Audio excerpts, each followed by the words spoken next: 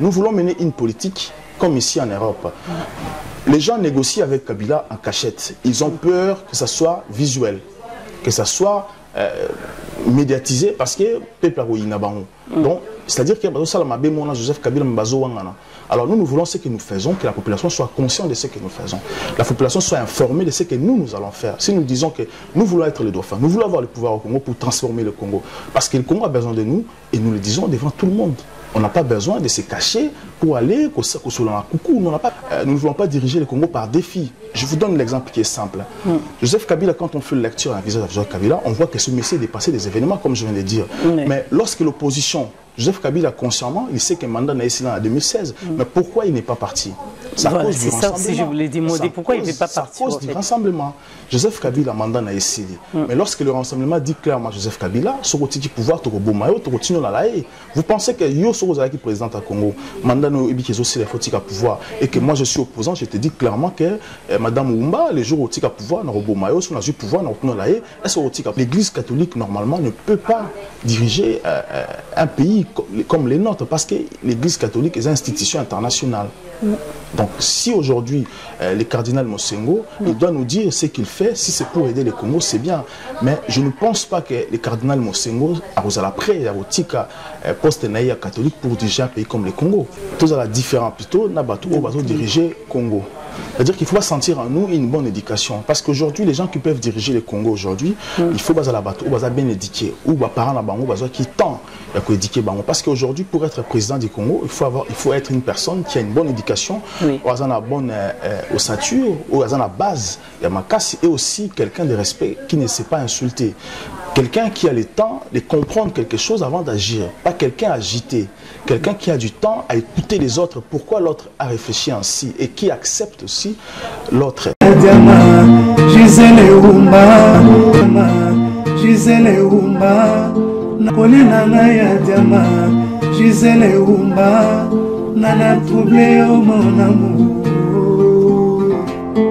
Merci. Bonjour très chers amis, vous êtes bien sûr Diamant Noir TV avec votre servante Gisèle Oumba. Mais ce soir, je ne suis pas toute seule, je suis avec Andreas Mouzon. Sans plus tarder, je commence à vous présenter mon invité. Bonsoir Andreas. Oui, bonsoir Madame Oumba. C'est parce qu'il est un grand journaliste. Il n'y a pas de grands journalistes parce que tout ça presque pareil. Hein. Tout ça, métier, pour moi, ça revient au même. Ah non, donc tant que donc Andreas Mouzon. Merci beaucoup.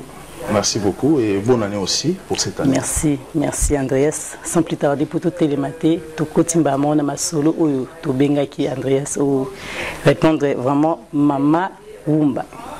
D'accord. Andreas Toubandi, le 31, Batouba Koufi Nakin, réaction à eux. Alors, problème le 31 décembre, c'est choquant parce que lorsque tout le monde a comment Batouba Koufi na Congo. Tout le monde a comment l'autorité va diriger le Congo, comment va agir sur une population qui n'est pas armée. Alors ces problèmes-là, ils sont dus à l'éducation. C'est-à-dire que dans la classe politique, il y a Congo, éducation, lorsqu'on constate ce qui se passe dans l'ensemble de la classe politique, tout le monde a un problème, ils sont liés à l'éducation depuis l'époque coloniale. C'est-à-dire que la plupart des personnes qui dirigent, je ne dis pas que tout le monde, la plupart des personnes qui dirigent le Congo aujourd'hui, ce sont les enfants des esclaves à l'époque coloniale. Et ces esclaves-là qui étaient nos parents à l'époque coloniale n'ont pas pu éduquer leurs enfants ou conscientiser leurs enfants aux affaires politiques. Et tant que les parents qui étaient esclaves, qui ont indépendance, qui pour nos indépendance pour nous sauver, et politiquement aussi comme socialement. Et qui pouvoir après les parents n'ont pas pu développer science politique, n'ont pas pu développer gestion pour diriger le Canabiso. Donc bango abandonné qui gestion vision il y a parents qui sont esclaves à l'époque coloniale, abandonné qui ango comme les parents qui sont mieux placés politiquement dans l'affaire ya Congo, bango jouir, profiter de la faiblesse il y a des Congolais parce qu'ils étaient moins éduqués, on va profiter de la faiblesse ouana et va continuer à diriger dans le Congo, ce qui fait qu'ils ne sont pas conscients de ce qui se passe, même ce qui se passe aujourd'hui dans l'Est à Congo. Ces gens-là ne se posent pas la question, est-il normal que ils ne savent, je me pose la question, est-ce que pourquoi les politiciens, est-ce que pourquoi ils gérer RDC? Donc, ezali inconscience ou encore immaturité politique. Donc ce sont des termes que moi je peux employer pour démontrer comment ces gens sont arrivés dans la politique à Congo. Donc pour Bango, les Congo les appartient, ils peuvent rester au pouvoir longtemps, diriger quel que soit que Bazo Bomabatu ou ce qui se passe au Congo et ils s'en foutent. Pour Bango, ils doivent être là. Mais tant que yo monaki journée en l'équipe bandekono ba peuple congolais ba kufaki yo étant moi na Congo et ça qui ndeni. Je me suis posé la question, je me suis dit si c'était moi à leur place ou encore ceux qui nga na botamaki peut-être na Kivu encore na ba Beni kuna na bazamba Kivu kuna na est ya Congo ou baza ko violer bango tous les jours baza ko kufa na ba guerre ceux qui na botamaki kuna ou à l'instant je vivais là-bas parmi ces gens-là, ou encore ceux qui n'ont pas na Kasai, na terre ya Kamou na Sampou, ou encore je vivais à l'époque actuelle na terre wana tant ba génocide de Salami Kuna, ou encore ceux qui n'azalaki na ba marche ou Salami na Kinshasa. Et ceux qui n'ont pas na place ya batona. Vous comprenez comment ça me fait mal. Je me suis posé la question, pourquoi moi aujourd'hui je suis à l'extérieur du pays et que batona ba koufi au lieu que n'a pas na la place wana. Alors, est-ce que je suis plus important que ces gens-là? Je ne pense pas. C'est pour ça que je dis, lorsque nous sommes épargnés dans ce qui se passe au Congo, ce n'est pas pour croiser les bras, ce n'est pas pour regarder et juste dénoncer. Il faut aller au-delà. Au-delà, ça veut dire qu'il faut arriver à un moment donné à trouver une solution, à proposer. Voilà, c'est ça, la question. Quand on bozoule, toujours, Kabila dégage.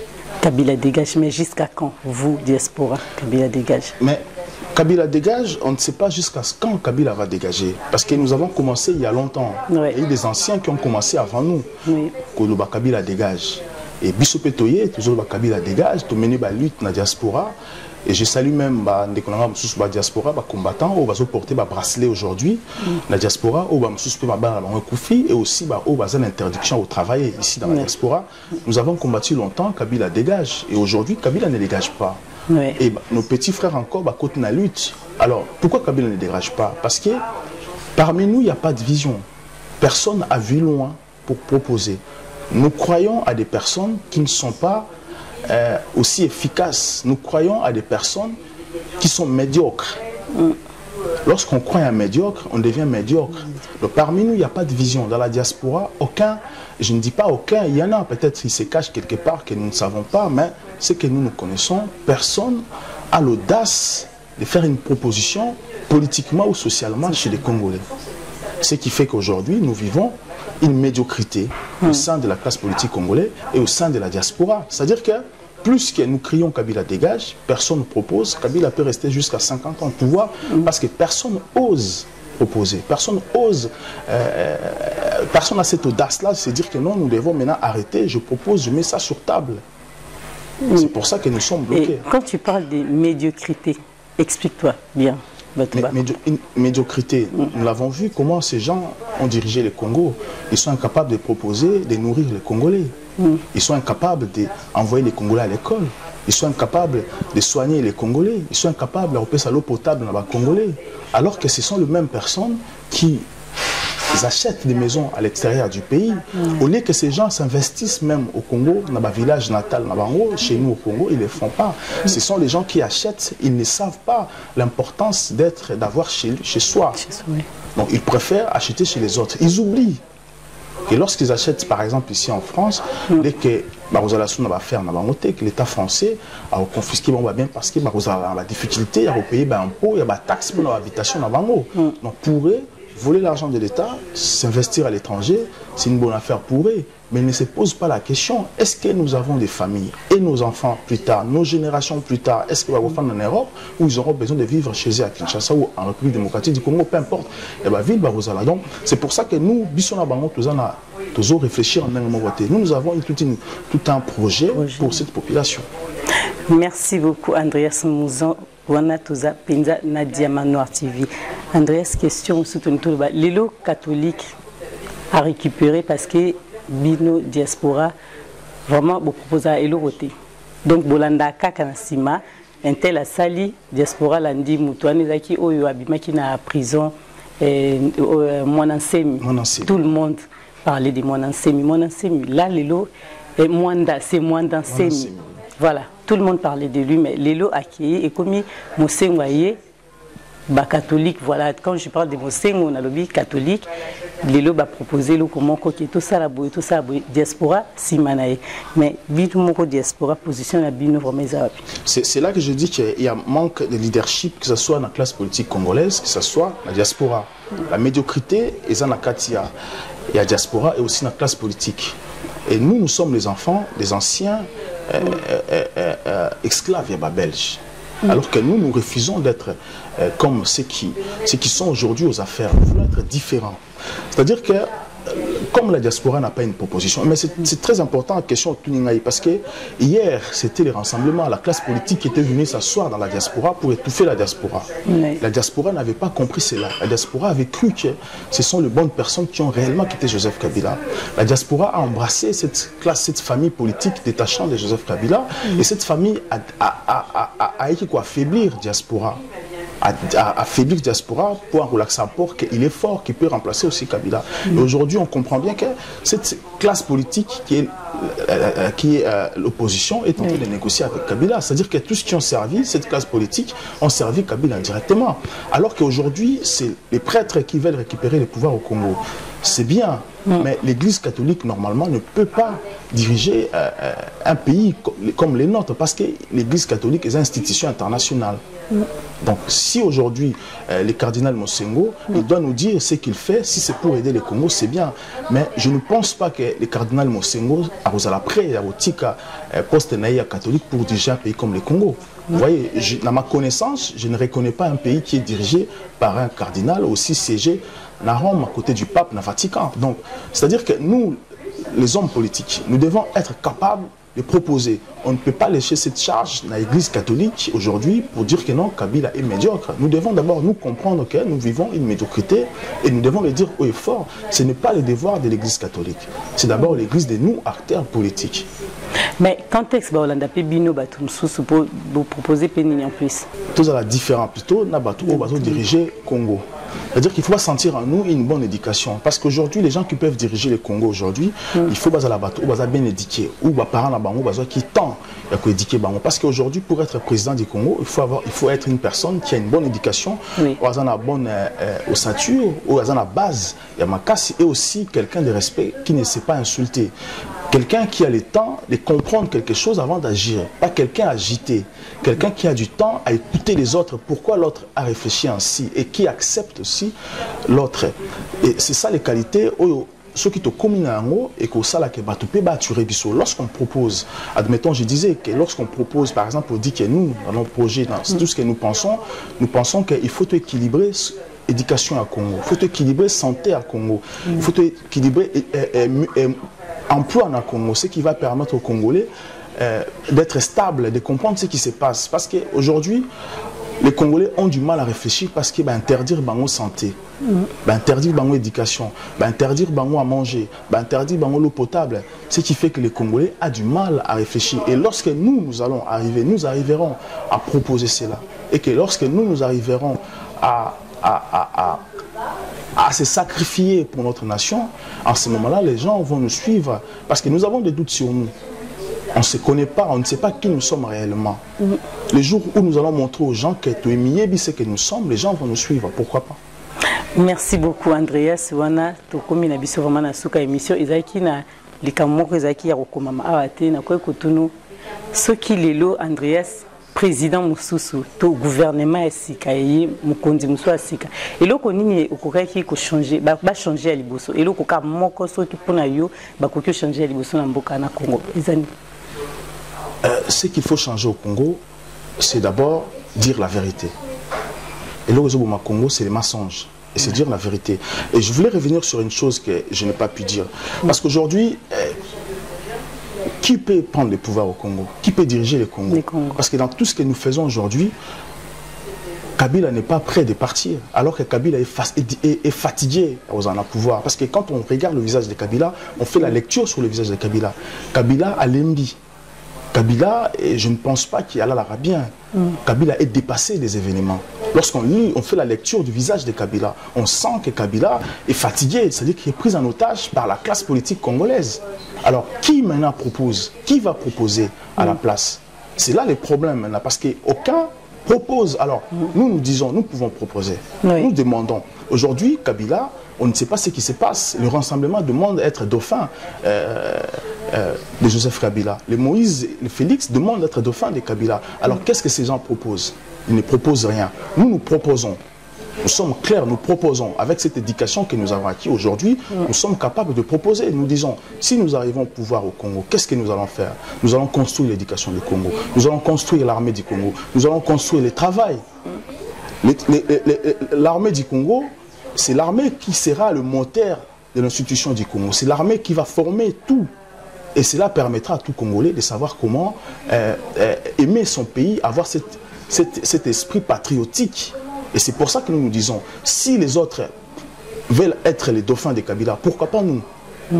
Pourquoi pas aussi que nous puissions dire que non, nous voulons être les dauphins? Parce que nous voulons diriger le Congo dans la paix, pas dans la haine. Nous ne voulons pas diriger le Congo par défi. Je vous donne l'exemple qui est simple. Joseph Kabila, quand on fait une lecture à un visage de Joseph Kabila, on voit que ce monsieur est dépassé des événements, comme je viens de dire. Mais lorsque l'opposition, Joseph Kabila, consciemment, il sait que mandat n'a essayé en 2016. Mais pourquoi il n'est pas parti? C'est ça aussi, je voulais demander. Pourquoi il n'est pas parti? À cause du rassemblement. Joseph Kabila, mandat n'a essayé. Mais lorsque le rassemblement dit clairement à Joseph Kabila, vous pensez que yo qui président à Congo, mandat n'a pas pouvoir, et que moi je suis opposant, je te dis clairement que Madame Oumba, les jours où il y a pouvoir, dans le pouvoir, est-ce qu'il y a pouvoir?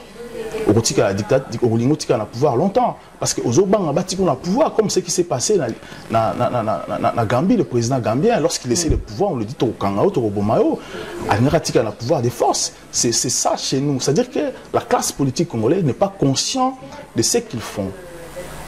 C'est-à-dire que se projeté dans la future, c'est comme s'ils n'ont pas une vision sur toute la population congolaise. C'est comme si la juste pour l'intérêt. C'est pour ça que nous disons, nous avons besoin de tout le monde. Nous voulons transformer cette médiocrité à la richesse.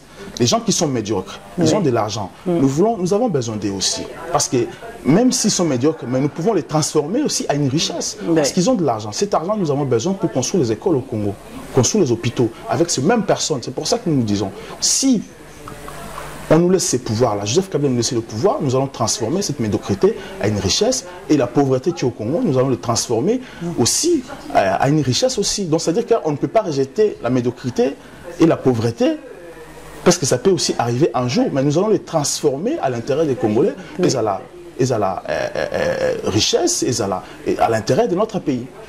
Ok, merci beaucoup. Et mot de la fin pour clôturer cette émission? Je demanderai aux Congolais d'être prudents, surtout d'être vigilants, de ne pas croire à notre classe politique, surtout parce que nous avons un problème d'éducation qui ne veulent pas dire la vérité. Parce que la vérité libère. La vérité, c'est très important. Nous voulons mener une politique comme ici en Europe. Les gens négocient avec Kabila en cachette. Ils ont peur que ça soit visuel, que ça soit médiatisé, parce que peuple a donc, c'est-à-dire que Joseph Kabila. Alors nous voulons ce que nous faisons, que la population soit consciente de ce que nous faisons. La population soit informée de ce que nous allons faire. Si nous disons que nous voulons être les dauphins, nous voulons avoir le pouvoir au Congo pour transformer le Congo. Parce que le Congo a besoin de nous, et nous le disons devant tout le monde. On n'a pas besoin de se cacher pour aller coucou. On n'a pas besoin de ça. Nous sommes une nouvelle génération, nous devons proposer, mais c'est important. Cette hypocrisie, nous devons le rejeter. C'est pour ça que j'ai fait appel aux Congolais. Oui. Je souhaite même bonne année à Congo. C'est vrai que c'est difficile de souhaiter bonne année malgré ce qui se passe dans le Congo. Vraiment, je suis de cœur avec ceux qui meurent au Congo et je suis toujours avec vous. Merci beaucoup de nous avoir suivis. C'était bien Andreas Mouzon et Gisèle Oumba, Diamant Noir. Restez toujours branchés sur Diamant Noir. N'oubliez pas de vous abonner. C'est vraiment gratuit. À très bientôt. Gisèle Oumba. Gisèle Oumba, Napolina ya Diama, Gisèle Oumba, Nana troublé au mon amour. Gisèle Umba, Diama.